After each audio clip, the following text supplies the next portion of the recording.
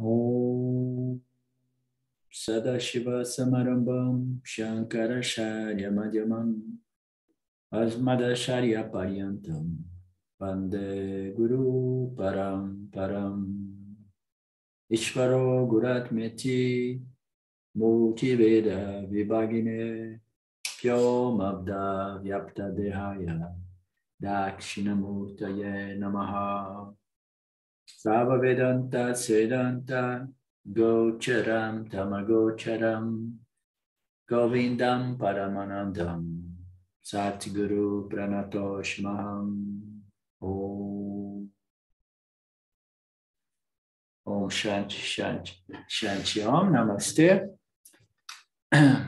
Welcome everyone. We are beginning today. Are you aware that we are beginning a new text, Karen and Elizabeth?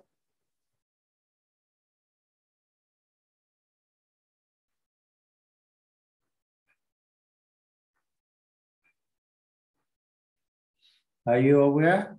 No, no? Yes, you got it. Yeah.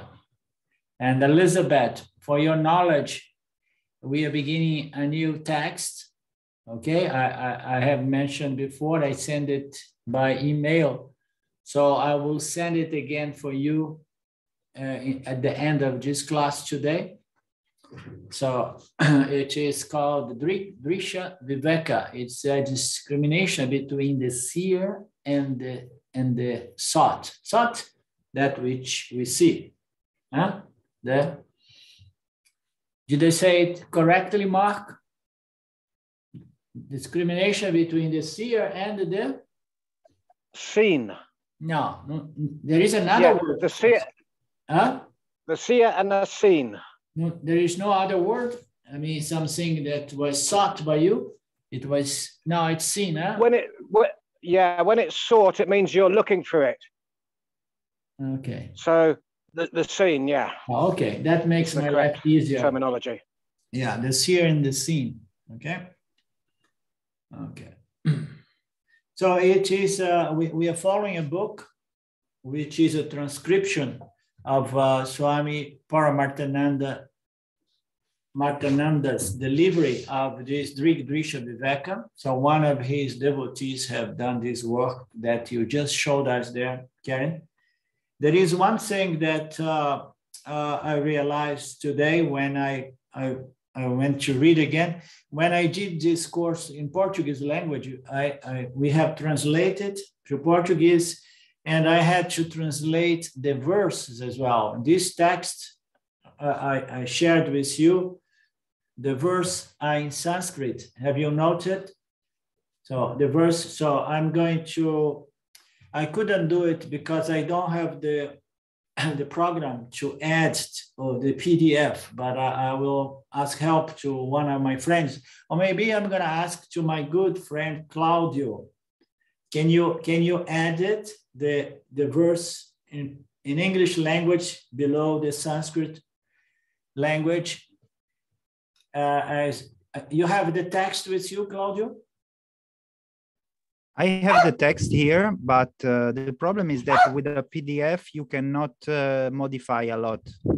If we had the Word text, we can modify something, but we can do another text with a Word, and so we transcribe all the verses, only the verses, and we follow a lot of work. That's what I did in Portuguese.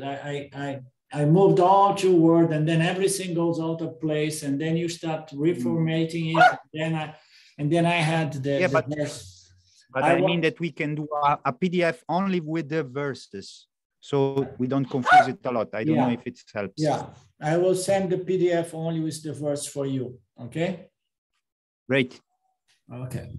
Today I'm going to tell you which are the verse 1 or 2, because I have it open here.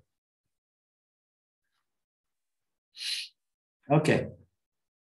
We go through a little bit of introduction of this text. This text, it's said to be written by Vidyaranya Swami, but there is a lot of controversy about that because some say that it was his guru, okay? It was his guru, but not his. It seems they have similar styles, right? Written styles.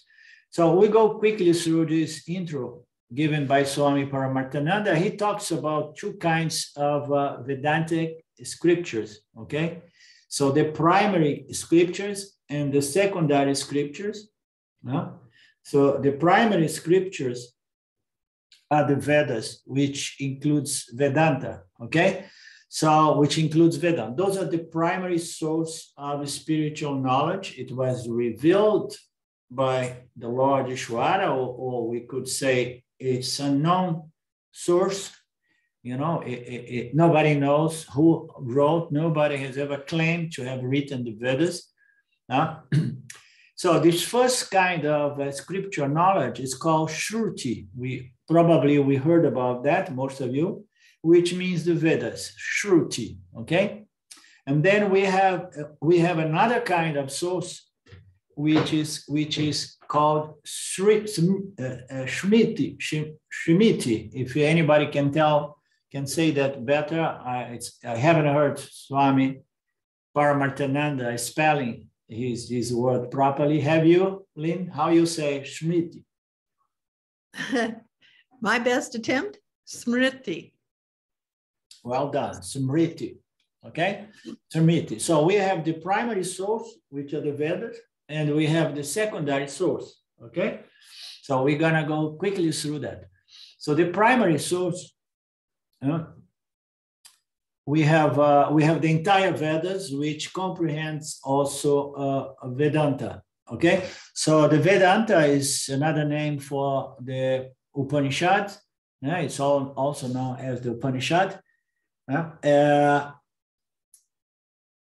Is a primary source of spiritual knowledge. The second one, within the context of Vedanta, the second source, not even Vedanta only, because even people who are not interested in Jnana Yoga, still they have great interest in the Bhagavad Gita, on which, you know, everybody gets from these scriptures whatsoever they are looking for. So Bhagavad Gita is a secondary source of spiritual knowledge, which is pure Vedanta for us, but for some other people, it's seen as just devotional spiritual practice, okay? And so we've seen some aspects of Dharma and actions and results. So the second is Bhagavad Gita, which is called Smriti, and its most popular, as we know, is Bhagavad Gita. The most popular one because it presents the teaching in a simple manner, and it also highlights sadhanas such as Karma Yoga and Upasana Yoga. The Bhagavad Gita is part of the Mahabharata, and it comes under the classification of Smriti, okay? So we have a very nice Smriti, okay? It is within the context of Dharma. It's within the context of this endless, beginningless battle between good and evil, Dharma and the Dharma. It is within that context. And not only is in there, but it is a sort of complete body of knowledge, because there, as we know, we find all aspects of Vedanta. Now we have Karma, Dharma, Upasana, Shravana, Manana, and Nididhyasana. So we have everything about Jnana Yoga, Karma, and Dharma, and Upasana. Okay, all the 6 aspects of Vedanta, which is Karma, Dharma, Upasana, Shravana, Manana, and Nididhyasana. It's all contained in one single, very nice, beautiful teaching, the so-called Bhagavad Gita.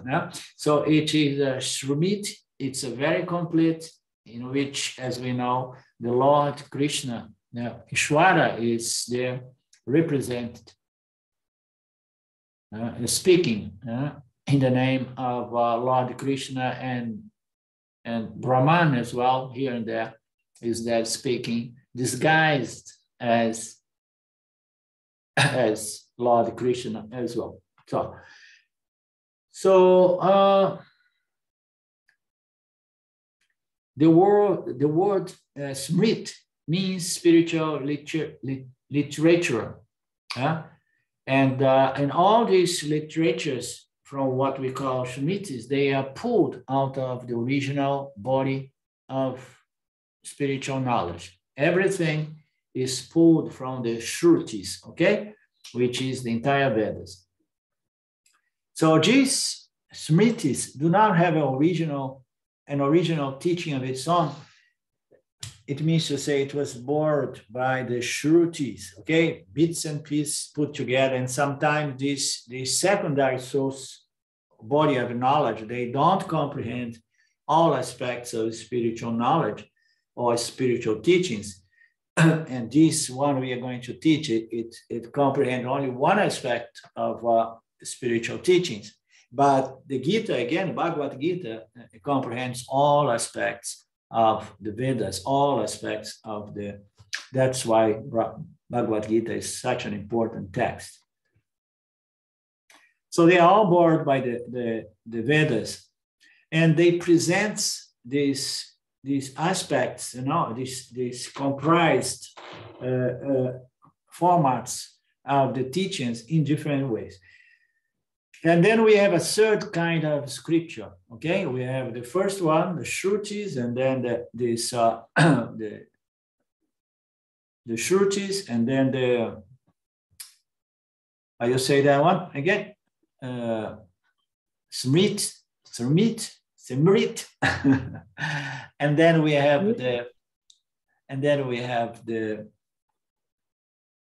famous teachings of the Brahma Sutras. The Brahma Sutras is an effort to further explain the Upanishads. So the Brahma Sutras are said to be very, very wide.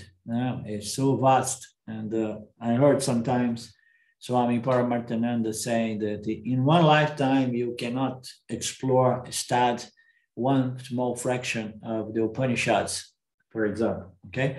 So they are just nice discussions of scholars and yanis trying to go through the logic presented by the Upanishads. And a lot of the time, those logics are so subtle, what we call hair-splitting logics, that can be mentally tiring as well. But they are not absolutely necessary unless we need them. So we have this tradition of these three kinds of scriptures. Shrutis are the most important, the original. And we do not know the author name because the Vedas have been coming down through the guru, disciple, guru, sishya, paramparam tradition, our sampradaya, guru, disciple. It has been down the age and nobody knows where and who has beginners. So it's common sense, it's accepted, and it makes sense to me that this Veda knowledge, spiritual knowledge, it was revealed directly by pure Sattva Guna. It's God in its knowledge, intelligence, root, seed formation, it's like, it's the seed of the universe is contained in pure knowledge. It has the knowledge to project, sustain, and recycle everything, but it has the knowledge as well to keep the Dharma and the psychological, karmic, ethic laws as well. And then why not to throw the Upanishads as well?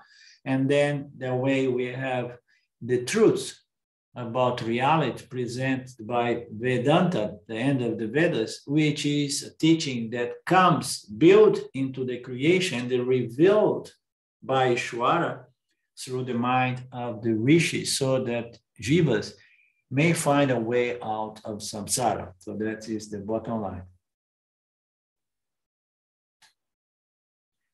Yeah, it's said that has been given out by Ishvara himself. The Shruti does not have an author, but the other two, Smritis, they have usually authors, okay? So we are very much indebted to Vyasa and Guru Purnima Day on the quote, and we offer worship to Vyasa for having present us with this other body of knowledge. Yeah, he's said to be the author. Okay, these are foundational texts, but many people may not have access to these three original texts. Okay, so we may not have access to these texts, and then what happens with Vedanta? What happens that and then other Mahatmas, other the Jivan Muktas or Acharyas down the age, down the millenniums, they make an effort to comprise the teachings and present the teachings, you know, in a text. So what we call our modern texts, and we have been working with some of the texts supposedly written by or created or elaborated by Vidyaranya Swami and Shankaracharya and a few others. So those are modern Vedantic texts which comprise the teachings. Yeah? And sometimes they comprise it in such a way that they cover all teachings of Vedanta. And Panchadasi is such a text. That's why it's so important. It is a modern text. Yeah, it's going to present the entire Upanishad in a simplified, comprised manner. And a lot of these modern texts, the secondary modern texts, they do not cover all aspects of the teachings, but which is not the case with Panchadasi. These teachings, this scripture, this text, Drg Drsya-Viveka, is going to present one aspect of the teachings only. It's going to leave aside Ishwara, in most part. It's going to not touch much in terms of the Dharma and Karma, the laws governing the field of interaction of the Jiva, but it's going to be mainly focused on the Jiva, and we see the discrimination between the seer, the Jiva, who itself sees itself as an object and see as a subject and see everything around him or her as objects. And then we're going to go and analyze the experience of this Jiva Atma, understand, what is the real seer, and what is the absolutely seer, and what are the other levels of seer that somehow they are not absolute seer. Okay, so it's a very, very focused Viveka around the seer and seen. It's very nice. It's simple, but it may be very profound. And sometimes it may look like that we are doing the 5 koshas, because the author is going to go through the body as a seer, is going to go through the sense organs as the seer, it's going through the mind as the seer, you understand? And then it's going to go, and the intellect is the seer. So we can break it in many levels to find out who is the real seer, okay? So that is the Drg Drsya-Viveka. It's a simplified version of the Upanishads, and this one is a simplified version of Viveka Shuddhamani, I would say, which is the discrimination between, the seer and the seen, subject and object. But it's much focused on the perceptive way, the way Jiva perceives. As we know, it perceives through the body, instruments of perception, and then the organs of perception, and then the mind and the intellect. And then there is something behind all of that is perceiving, seeing, experiencing the world. And from that angle, we're going to be doing this discrimination.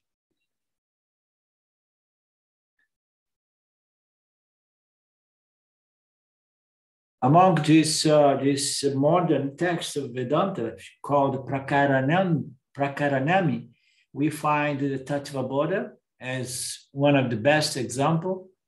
It's a very comprised, simplified version, but in Tattva Bodha, we find nearly all the teachings of Vedanta, all the notions, concepts you find in the Tattva Bodha as a presentation of Vedanta.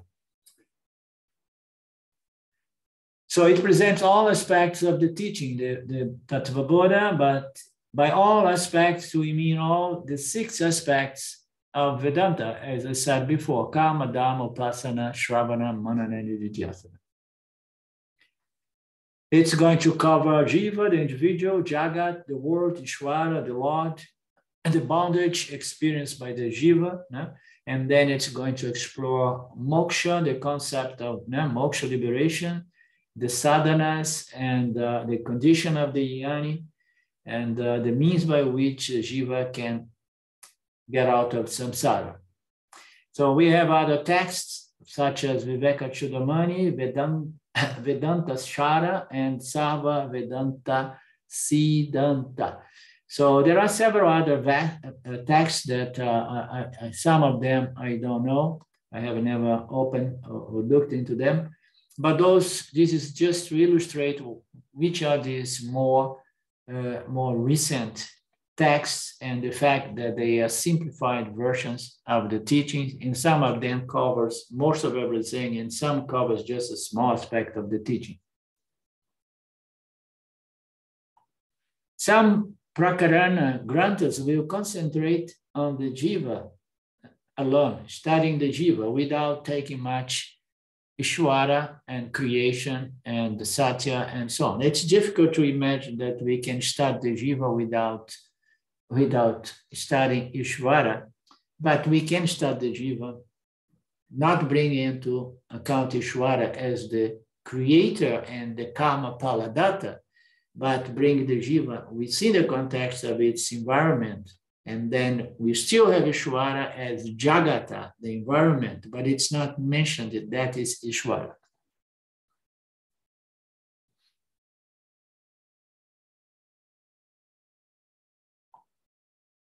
So in this text,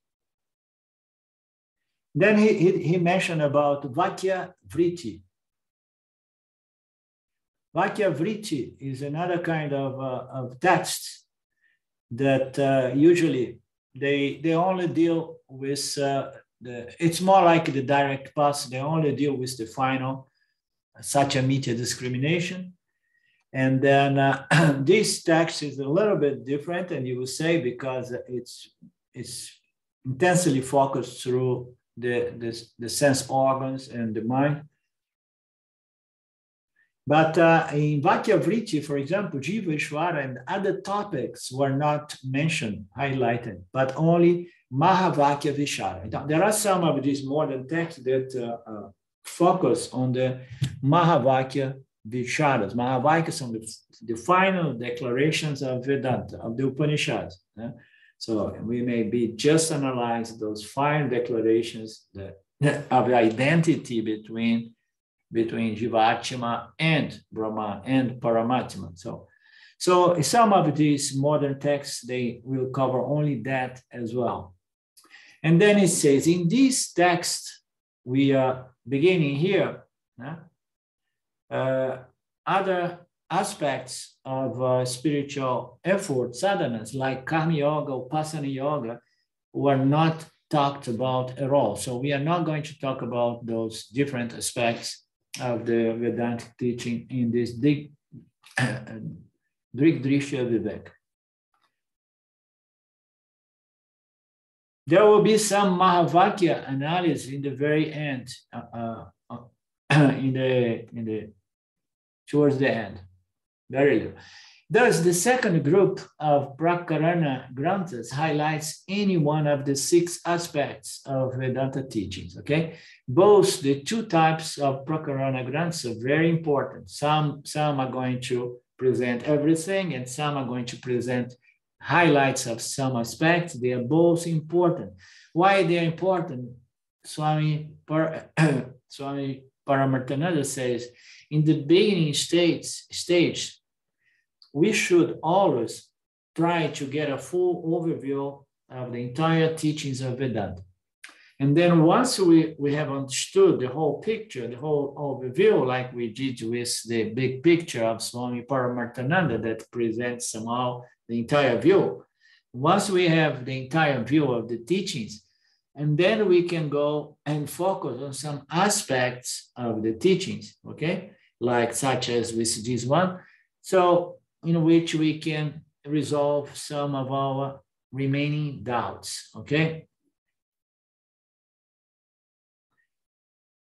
Thus, in the tradition, both types of prakarana granthas are present, highlighted and learned. We learn Tattva Bodha and Viveka Sudamani that comes under the more complete body of prakarana granthas, these texts that comprise everything. And then we have these others that deals with some aspects of these teachings. Okay, all of that to say that we are going to go into Drg Drsya. It's not an original source. Okay, it is a secondary source, and it is a secondary source written recently. Okay, and it is a secondary source that's going to deal with a small aspect of the teachings. But we all have the big picture by now, and now we're going to go and look into the Seer Scene Viveka. So this text is a small prakarana. It consists of 46 verses. The author is not sure, but a lot of people say that is Bharat Tirtha, which was the guru of Vidyaranya. Okay. So most people nowadays say that it was written by Bharat Tirtha.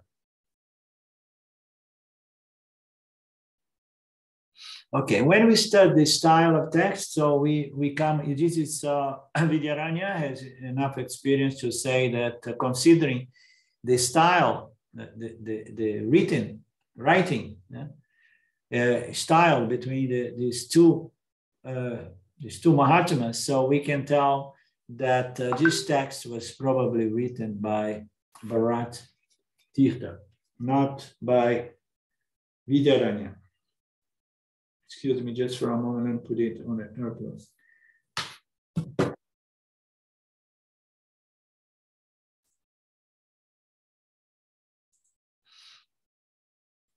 Are we following so far? It's just a little context before we go into the...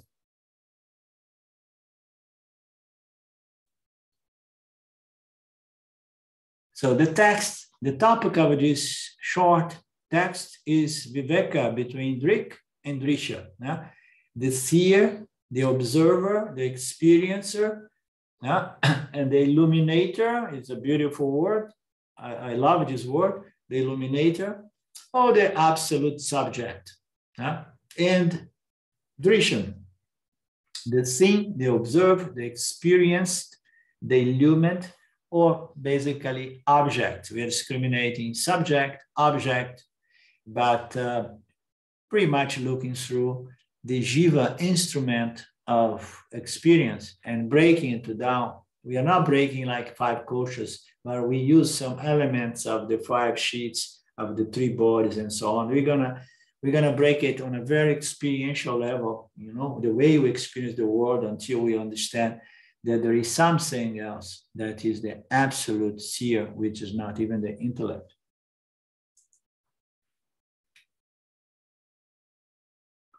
And then there is a nice passage here. Why should we do the discrimination or sorting out between the seer and the seen? And then Vidyaranya and then Paramarthananda answers saying, sorting out this confusion, resolve this confusion is required only when there is confusion, when there is a mixing up.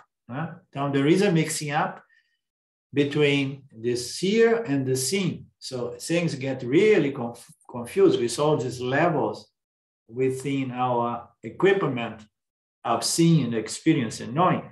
So whenever there is confusion, it's because there is some mixing up, and then we need to sort things out.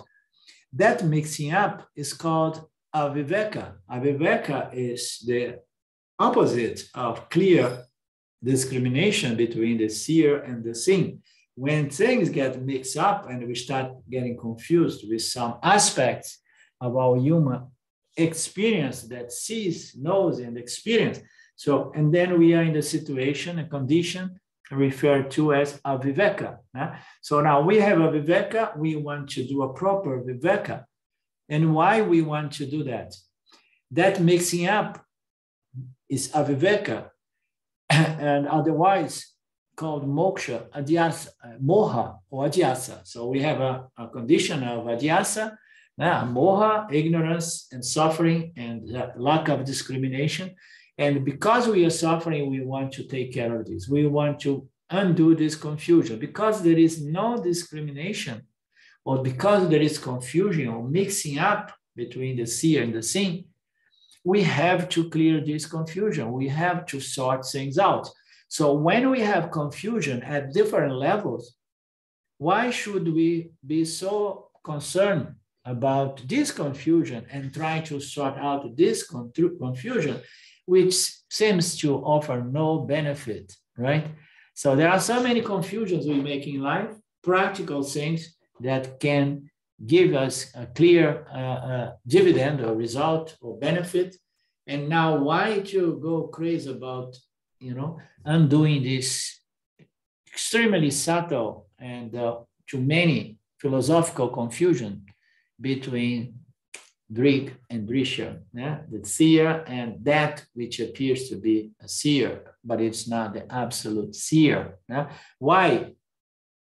And then, so Bhagavad Gita says that all other confusions in life will not seriously affect our life, whereas this confusion that we cannot afford to have, because this confusion is the cause of all our problems in samsara. How nice, huh? So how about to clear a certain confusion by which resolving this confusion, you basically resolve the most fundamental confusion, which is the root cause of most of our suffering. And then all other confusions may affect us, but not that much, you understand? So the fundamental confusion is what causes some samsara and psychological suffering. So other confusion, we can just say, oh, so what? No, I have made a confusion, I have made a mistake, so I'm gonna deal with a little karma right now, but that's all right, it's part of life. But to confuse the seer with the seen is the real fundamental problem. We have to solve this confusion in order to attain freedom from suffering, samsara. Therefore, Drg Drsya-Viveka becomes very important. With this background, we will enter the text. Okay, so Lynn, you know Sanskrit. Can you translate the verse number 1, please?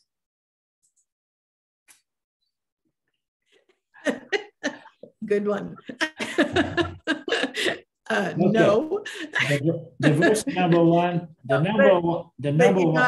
I just want to say this is a really beautiful introduction to a text. Everything is all the, it's rich. Yeah, it's a lovely introduction. Swami Paramarthananda is an incredible teacher, He's a big one. Yeah. So the verse number 1 says, the eye is the seer. So we know that we see things through our eyes. So the eye is the seer, and form and color is the seen. Okay, the eye is the seer, color and form is the seen. The eye is the seen. First, he said, the eye is the seer. Do you agree with that? Elizabeth, the eye is the seer. Yes, you agree. And colors and forms are the seen, the object we see. Yeah? So the eye is the seer and the colors and forms are the seen. And then in the next sentence, he says something that apparently contradicts the first statement. He says, the I is the seen. Now it's saying that the I is the seen. The I is no longer the seer. It says, the I is the thing, and the mind is its seer. So the I becomes an object, a seen object, and the mind becomes the seer of the I. Before the I was seen as the seer, now the I is seen as an object, seen by what? By the mind. Okay, as we know, the mind can see the eyes even without a mirror. How can we see the eyes without a reflecting medium? By understanding. I close my eyes, I don't see anything.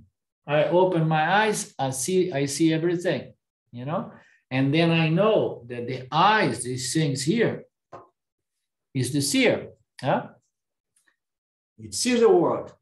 But I know I'm smarter than the eyes, and I know that although the eyes sees the world, I see the eyes. Because I experience the eyes. I know the eyes. The eye does not know me. So the mind here appears with a more fundamental seer. Right, Mark? I talked to Mark, and then comes his cat. Is Karen still with us?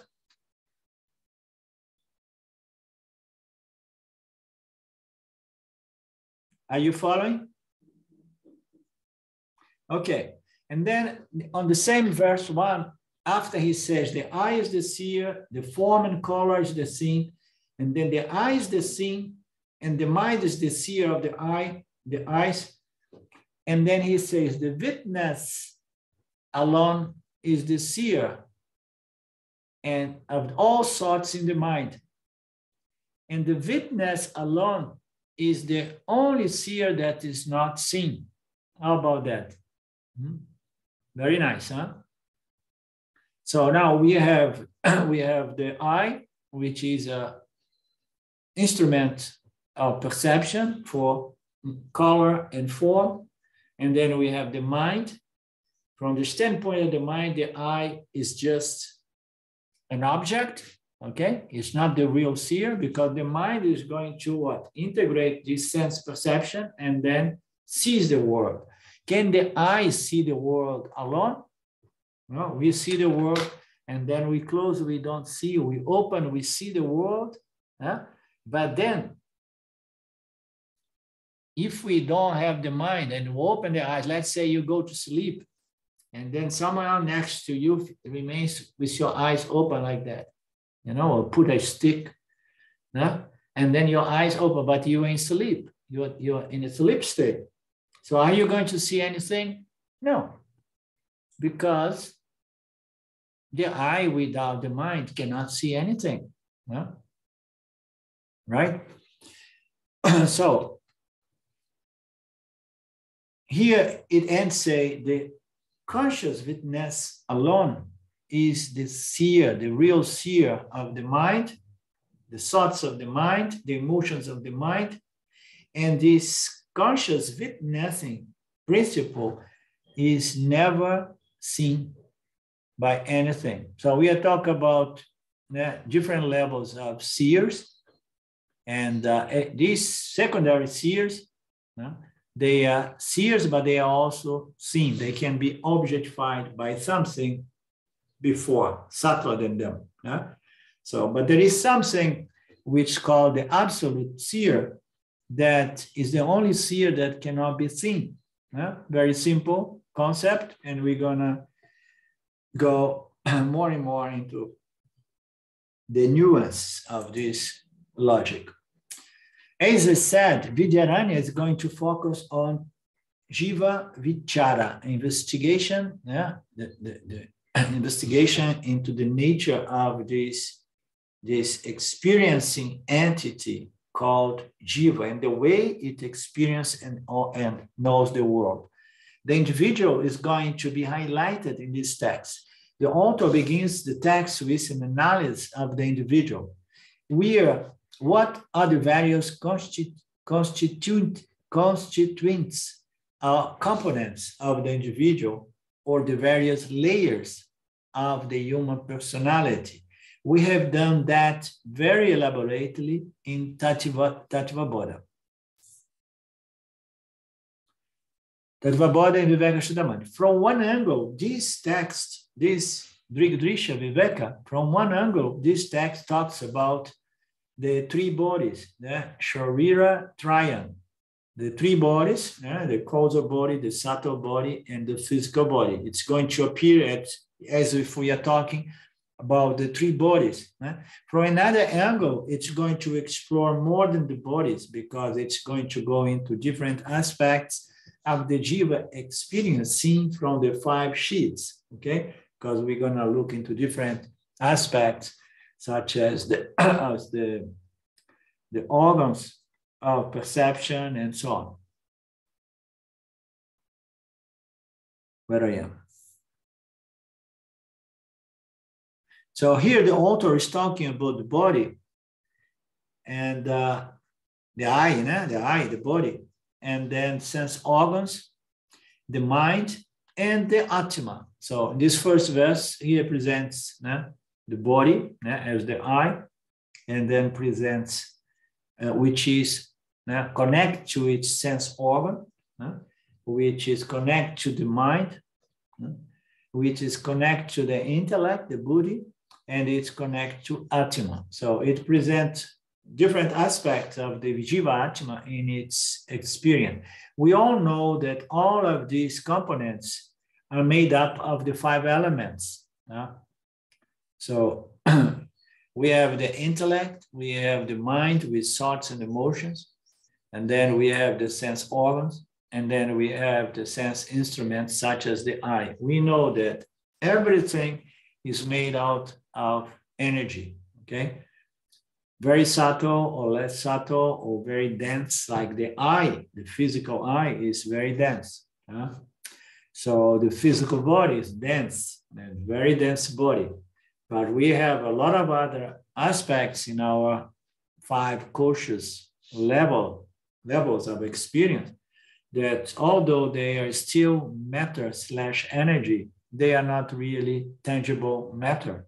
So like the buddhi, the intellect, the mind, the emotions, none of this is really tangible matter. But we know that it is subtle matter. And matter, subtle or dense matter, they are all inert, right? We are clear about that. It's all about inert energy/matter, okay? So energy is subtle matter, and matter is grossified energy. This is a simple statement that gives us the entire range of density or frequency of energy and so on. So all of this is made out of the 5 elements. The physical body is made out of the 5 elements, starting from space, and then air, and then fire, water, and earth. So everything is a development, of these 3 energies.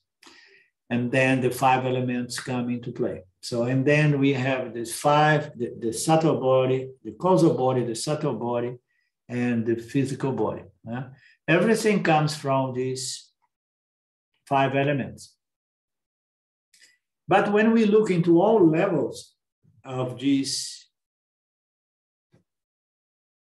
the equipment in its 4 levels, let's say the physical, and then the sense organs that are the seer, and then the mind, which is the seer, and the intellect, that's the seer. There are 4 levels of seer. The body seems to appear as the seer, and then we have the sense organs appears as the seer, and then the mind appears as the seer. So we have all these different levels. All these different levels, they are made out of matter energy, okay? So of all these components, there is 4 of them.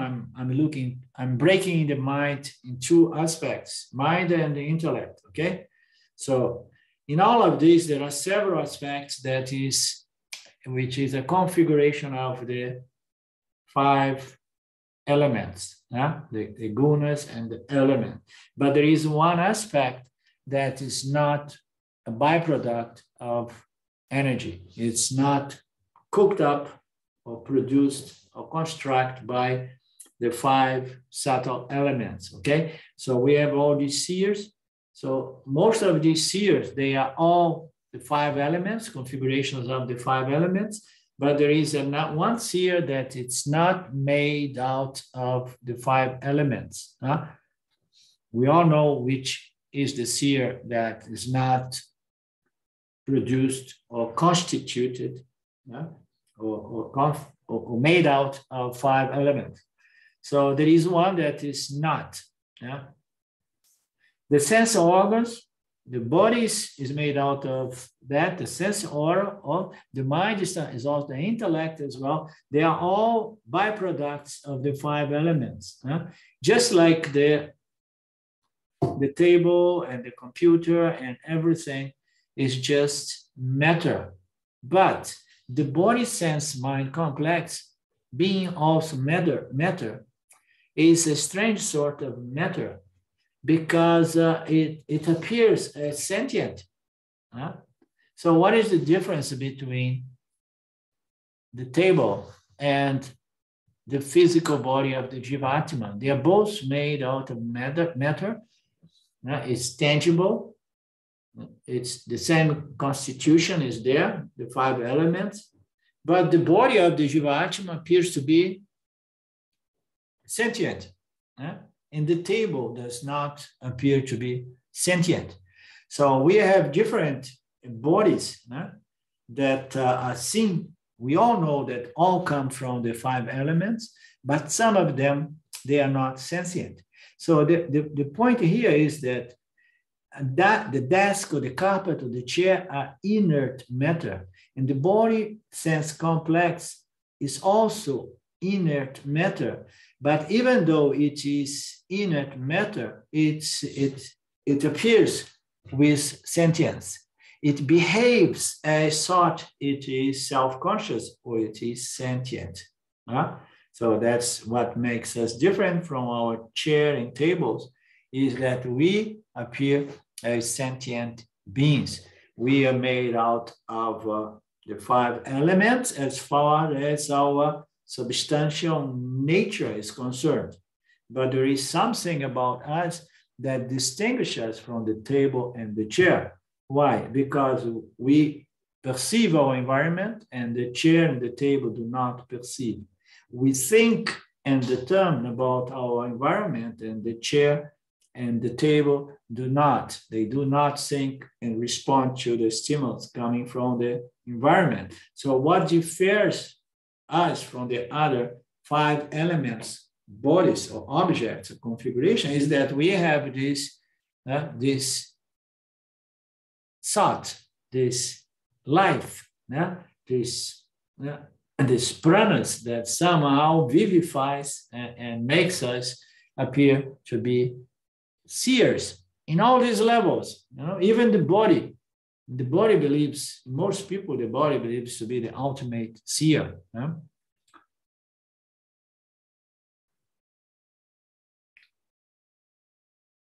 So the body appears to be sentient, it behaves as sentient. The body is able to sense the external stimuli. The body is able to feel cold, hot, and so on. This is not a problem for the desk or for the chair, because they don't sense, they don't have any sentience to them. Similarly, the sense organs, not only the physical body, the sense organs, they are also sentient because they are able to sense the touch, the form, the smell, the colors, and so on. So we have the music, the sound. So the sense organs as well, although they are made out of the 5 elements, but the 5 elements of the sense organs is there on a subtler composition or formation or condition, is subtler It's subtle energy, which makes our five sense organ. It's subtler than the body and the physical five sense instruments. We have the instruments of perception, the skin and so on, and we have the sense organs. The sense organs are subtler matter. It's matter which is more subtle, okay? But yet it is inert matter, okay? So that's why we want to determine here. So the body is able, similarly, the sense organs are also able, they are sentient because they can connect with their respective objects of perception, and then they are going to perceive. It's going to see, hear, perceive, and know its environment. So the sense organs, likewise, like the physical body as an overall, it can sense those five channels of perception. The mind is also going to appear as a sentient principle because it's going to experience the objects and it's going to have an emotion about these objects according to its likes and dislikes. So the mind is going to integrate and feel and emotionally perceive and know, and then stimulate a response, as we know. So these are all qualities of the mind, properties of the mind. So if the inert five elements can function as thought, as appearing as a sentient creature, a sentient being, if all these different inert energies, inert matters can function in a way that appears to be sentient by their own, they must be receiving or borrowing is a word that it's always difficult for me. I find it so strange. These aspects of our human apparatus, or our human equipment of knowledge, perception, experience, it's going to pull sentience from another principle. Why? Because inert energies, inert matter cannot provide themselves with sentience. They cannot be conscient principles. They cannot perceive and feel and produce thoughts and determinations on their own. They must borrow or they must receive sentience from a different principle, because fundamentally in their substantial nature, they are all inert energies.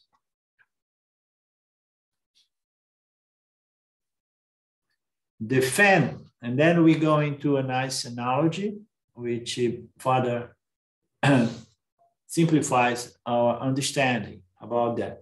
The fan can function, producing a fresh breeze, especially in the warm countries.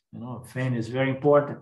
So if the inert fan can function as thought, as producing its own, breeze, they must be borrowing, this power to produce breeze from a different principle.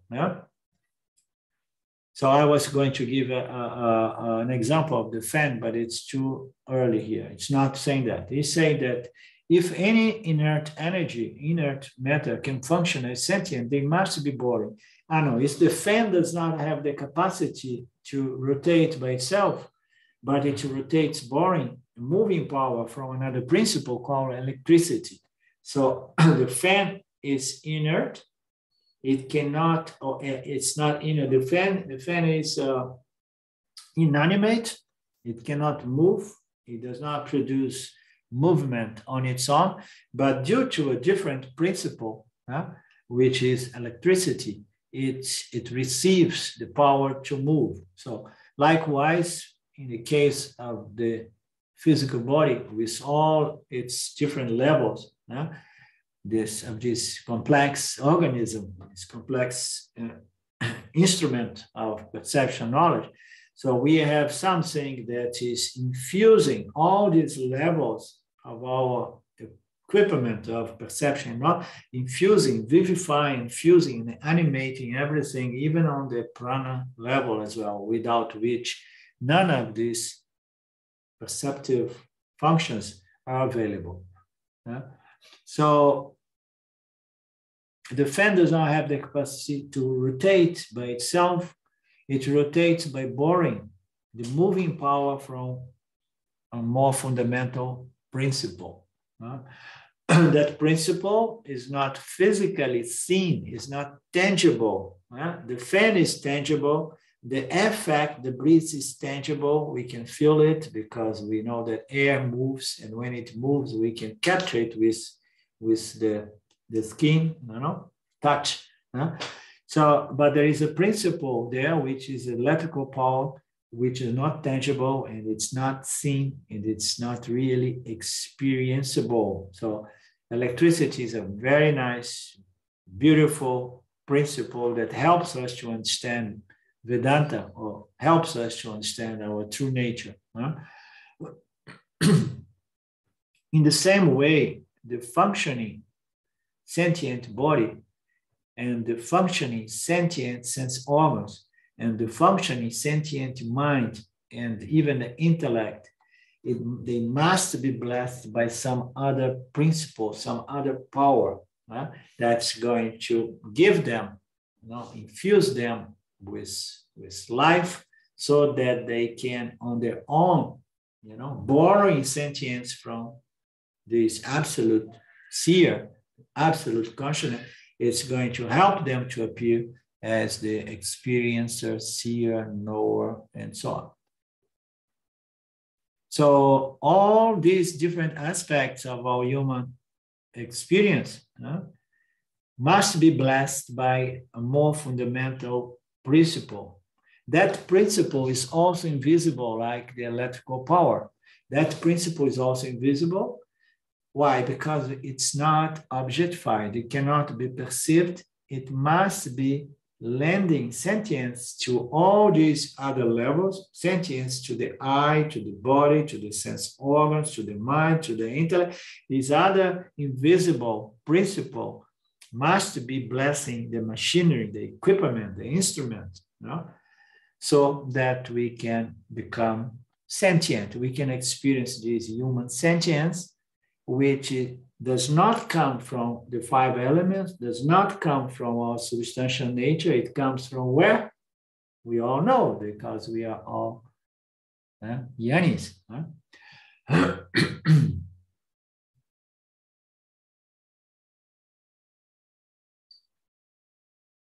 Then Vidyaranya, or whosoever wrote this text, presents a passage in one of our Upanishads, the Kena Upanishad, which is a very famous. It says, willed by whom does the mind connect to the objects as sought? There is something that almost feels like that's compelling the mind, forcing the mind to fall and connect through the sense organs to the all objects, respective objects of perception / knowledge. So what's the power that compels the mind to just activate the sense organ and go and say, okay, go and get this one, that one, and it's going to connect like 5 organs. Like the 5 horses of Lord Krishna. It's going to connect them and say, okay, go and connect to your respective objects of knowledge. What power is that? Willed by what power does the mind know how to do that? It's compelled to do that. And then it continues saying, direct by whom does the main prana function? So we have this, our body of pranas, Pranomaya kosha, this level of the 5 physiological functions of the body that requires intelligently designed air. Have you ever thought about that, Carrie? That our body is kept alive, functioning, doing everything, because Ishwara has produced a certain air, which is not much different from the air we see around here. Okay, but it was somehow designed, programmed to operate all the 5 different aspects of our physiological system. I mean, it's unbelievable to see how can Ishvara pull from air and create the 5 vital airs, activating, regulating all our functions, respiration, digestion, evacuation, and so on. All of this is done by pure air, which is designed to do its function. It says here, direct by whom does the prana function? Who is intelligently, impregnating these airs in a way that they just take care of our machinery. And it carries on in this Kena Upanishad saying, willed by whom do the people utter this speech? So what is the power allowing us to speak in this moment?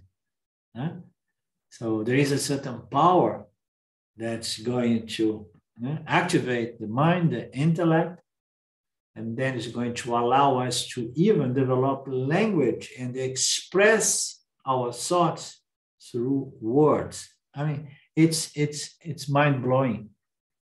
So the power behind everything that somehow makes us a human being, it's incredible. And then it says, which effulgent principle indeed directs the eyes and the ears. What is this incredible principle? Self-effulgent, self-luminous, self-intelligent, which directs the eyes and the ears. The ears, it's going to direct the ears to what? To objects of sound. And the eyes is going to direct to the objects of name, of color and forms, and makes no confusion. What kind of power is this? That is, they are orchestrating the entire human experience, or the experience of all jivas. The Upanishads are the basis for Bharata to write the verses in this text. That invisible landing principle is called the self-consciousness, the conscious principle. The author will call it Sakshi or Chiti. It is this self-atma that is lending consciousness to all these 3, 4, or 5 components of the body, sense, mind complex. This instrument of knowledge, we can break it on different components, but there is something which is not made out of the 5 elements that's going to concede or lend sentience and life to all these different levels of the body, sense, mind complex. How does it give? How does it lend? So what kind of interest we have to pay? It's a good question, Lee? So because if something lends us something as valuable as conscious existence, as conscious beings, if something borders us, lends us something of such a value, we have to say, okay, so what is the price attached to it?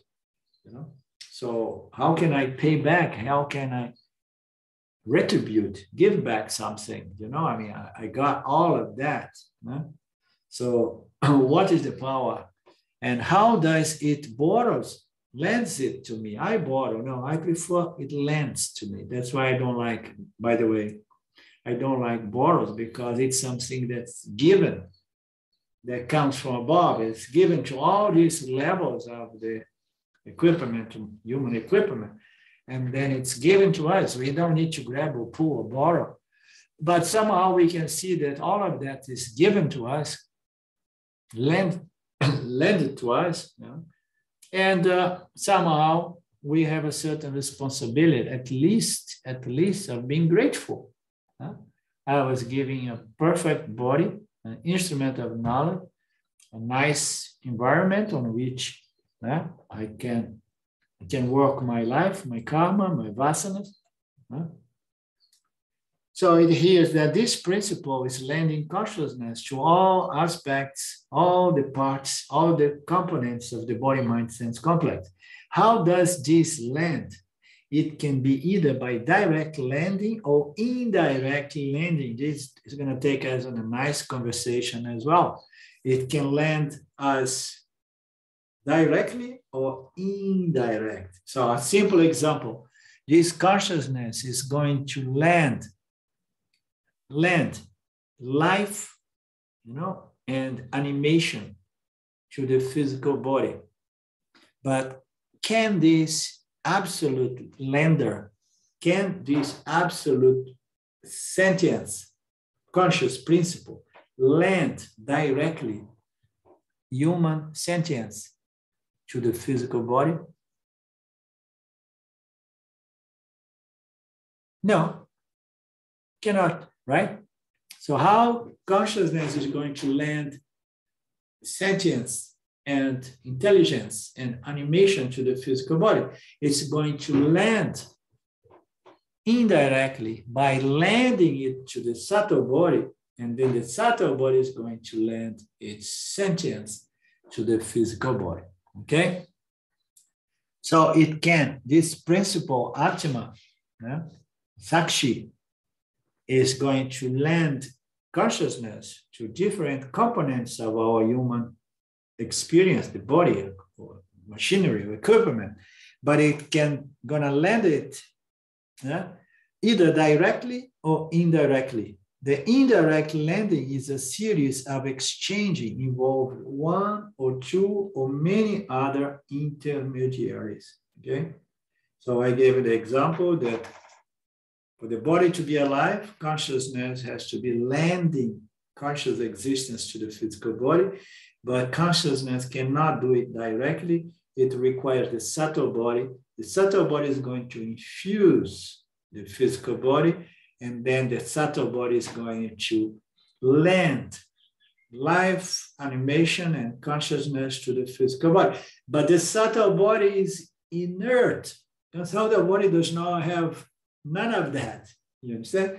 So it has to borrow, has to receive consciousness, its sentience and the power of life from consciousness itself, and then it's going to pass on. It's an intermediary.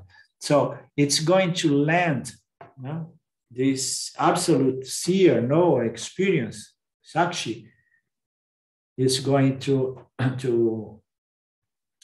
lend its conscious existence principle either directly or indirectly. So what is an example of a directly lending it? So it lends directly to the intellect, for example, okay, to the subtle body. And then the subtle body, which has many aspects, is going to pass it on. We need to say the intellect is going to lend the power of perception and knowledge to the mind.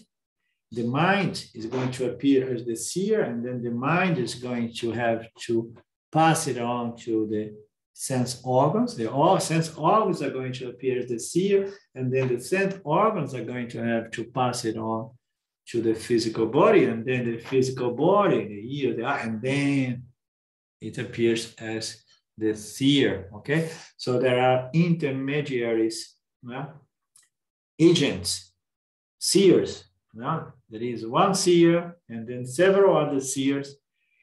All of these seers, they are seers, but they are seen, and there is only one seer. The first verse says that there is one seer that's not seen. And this is where we need to understand where this one seer sits, so that we can claim our identity with the seer who lends conscious existence to the other seers, but does not depend on any other principle from whom it bottles conscious existence. Okay, this text is very simple, but it can be much fun. It's gonna be an exercise of discrimination, Viveka. We're gonna follow the beautiful, brilliant words of Swami Paramarthananda, and I'm pretty sure that we're all going to benefit and enjoy it. But more of it next week, okay? And I will send another text with only the verse until I find somebody to edit this PDF and then put the the English translations of those 43 verses. Yeah, try to send me, because maybe we can do. I was thinking that we can do it. So Okay. Send me the text. Okay. I will try. Will be nice. Will be very nice. If feel free, if you want to convert it to Word, there is quite some work, but it's a small text. It can be done without much time consuming. Om Purnamada Purnamidam Purnamudachyate Purnasya Purnamadaya Purnameva Vashishyate. Om Shanti Shanti Shanti. Thank you, Lord. Thank you, my friends. Much love. Namaste. See you soon again, hopefully. Ishwara willing. Bye-bye. Okay. Thanks, Ravinda. Bye now. Thanks.